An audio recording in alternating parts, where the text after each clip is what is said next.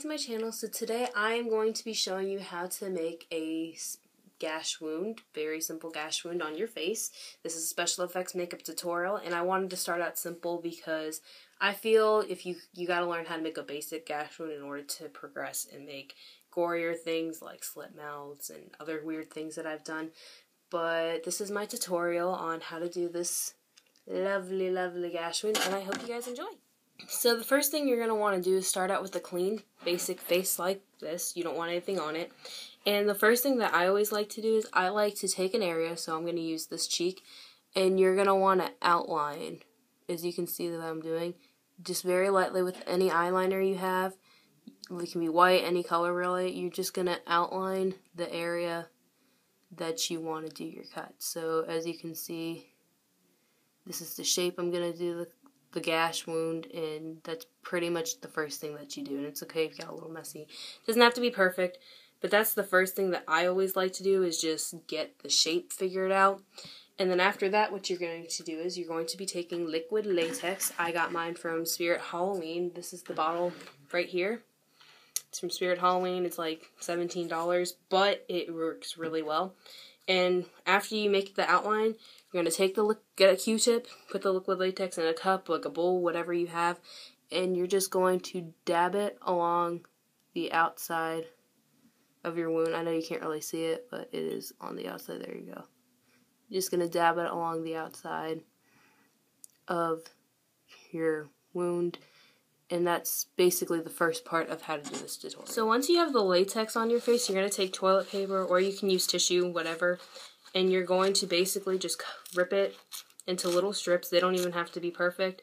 And then you're going to roll up, oops, that kind of broke a little bit, whoops. But basically just rip them up into strips. Just make them kind of not too big, not too small, and then you're going to just kind of roll it a little bit. Like, it doesn't have to look perfect, but just as you can see what I'm doing, just kind of rolling it up. And then you are going to place it down onto the latex, and then I would recommend having scissors in case you have some extra, but basically this is what you're going to do for the first part of this, is just kind of get it down like that pretty much. Maybe add a little bit more in this spot right here, but basically that's the first part of it. And then what you're going to be doing is you're going to be taking your liquid latex and you're going to dab it on the Q-tip. You're going to just be dabbing it over. So you're going to just dab it over your wound like this, and you're just going to do it all around this. And then when it's done, you're just going to let it sit. So pretty much this is all you're doing. Oops. Pretty much that's all you're doing for the first part. Latex is very sticky, and it dries on clear, so you see this looks really messy right now, but it won't in a little bit. And it normally takes 10 to 15 minutes to dry. But if you can use things such as blow dryers, or basically those type of things to make the drying process faster, but it does take 10 to 15 minutes to dry. But pretty much that is how you're going to do your latex. And also what you can do is take something like scissors, and normally do this, I would recommend doing this before the latex dries, but you're going to kind of take it and just, as you can see when I'm this motion, kind of rip it up, like not too much, but not too little. Just kind of make it look messy, because this is a gash wound. Gashes, last time I checked, they don't look clean. They're messy. So pretty much that's what you're going to be doing with this, is just kind of make it look a little bit messier, and it's a lot easier to do before the latex dries, and that's pretty much what you're going to be doing for this part. So basically now that this is completely dried, it's okay that I have a little bit of eyeliner still showing, because we're going to cover it up anyways. But next what you're going to be doing is you're going to take any black eyeshadows that you have. I'm using a palette, it's called Shimmer. My friend gave it to me a long time ago.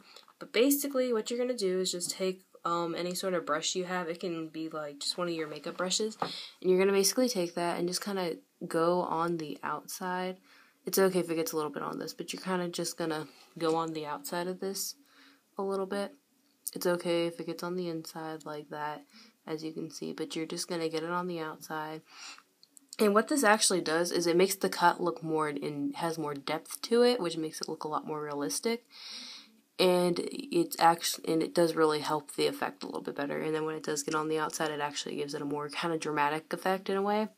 But it really does. I notice when I do it with the black eyeshadow and without it, that it looks a lot better when it has the black eyeshadow. It just makes it look a lot more realistic, and I really enjoy that.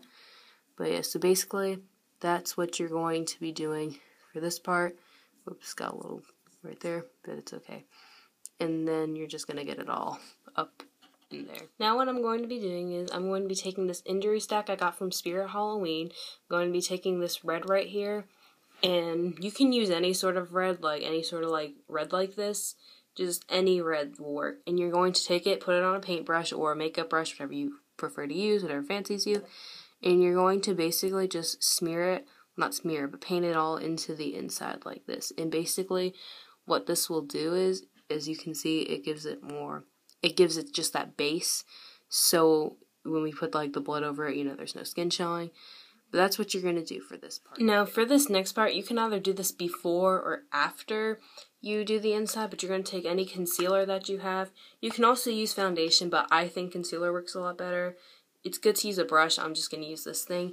And you're going to just dab it and all around the cut so it's not white, so it actually blends in a lot better with your skin. Again, this makes it look a lot more realistic. But you're just going to color over it, whatever color best suits your skin. And just try to get in it as best as possible. I personally think a paintbrush or just a makeup brush, any sort of brush works a lot better.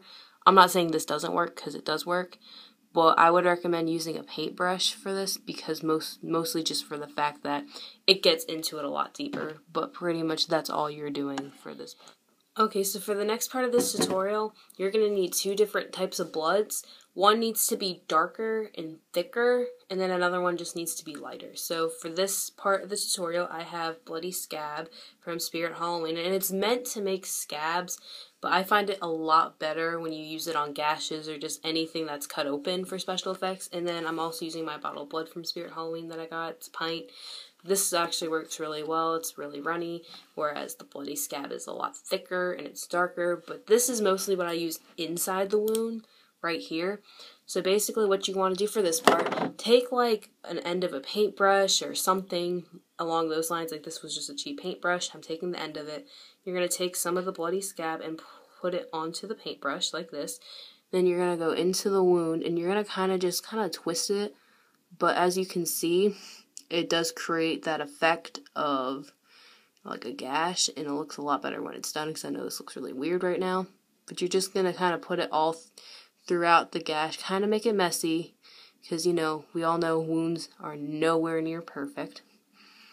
Basically, that's what we're doing for this part, just making it look really messy and trying to give it a lot more realism, but that's how you're going to do it. Now for the next part of this tutorial, I am taking my lighter blood, which is just bottle of blood from Spirit Halloween.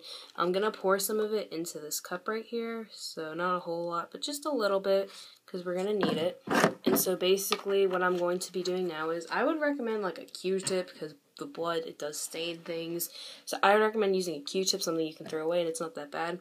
Basically, you're just going to kind of dip it in the blood, and you're going to start to put that like all around the wound. And one thing that I love about special effects is because it's so bloody, like if you mess up, for instance, your blending or whatever, it is a lot easier when you just take the blood, because it can fix it and make it look better. But I like to dab it kind of all around the wound first to kind of give it that lighter look.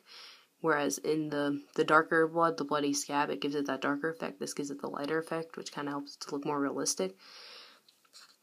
But basically, one thing I do is I actually put this over the Bloody Scab to make it look like it's just a very fresh, open wound. And then I like to try to have it drip a lot. So basically just kind of glob it and you just make it drip. Whoops. I would recommend using like a towel for this.